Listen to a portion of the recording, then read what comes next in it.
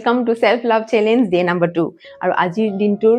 এক্টিভিটিটো এনে ধৰণৰ আপুনি প্ৰথমতে লিখি উলিয়াওক আপুনি কাৰ পৰা কি আশা কৰে এটো কথা নকব যে আপুনি কাৰ পৰা একো আশা নকৰে আমি সকলোৱে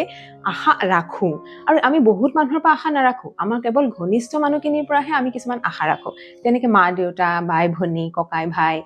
আৰু আমাৰ হাজবেণ্ড ৱাইফ ভাল বন্ধু বা আমাৰ ল'ৰা ছোৱালী আমি আশা থাকে গতিকে প্ৰতিজনৰ এগেইনষ্টে আপুনি সেই লিষ্টখন বনাওক তালিকাখন বনাওক যে কাৰ পৰা কি আপুনি কেনে ধৰণৰ আপুনি আশা কৰে আৰু এবাৰ সুধি চাওক সেই একেখিনি কথাই আপুনি সেই মানুহজনৰ কাৰণে পুৰা কৰিছেনে যদি আপুনি ভাবিছে আপুনি পুৰা কৰিছে 3 নম্বৰ ষ্টেপটো হৈছে তেনেহলে আপুনি আপোনাৰ কাৰণে সেইখিনি পুৰা কৰিছে নে নাই নে আপুনি কেৱল আনৰ ওপৰতে ডিপেন্ড কৰি আছে যে সেইখিনি আনৰ পৰা মই পাব লাগে এইখিনি কৰি চাওক অথেন্টিকেলি আৰু কেনেকুৱা লাগিল মোক জনাবলৈ নাপাহৰিব আৰু মই 3 নম্বৰ দিনত আপোনাক আকৌ লগ পাম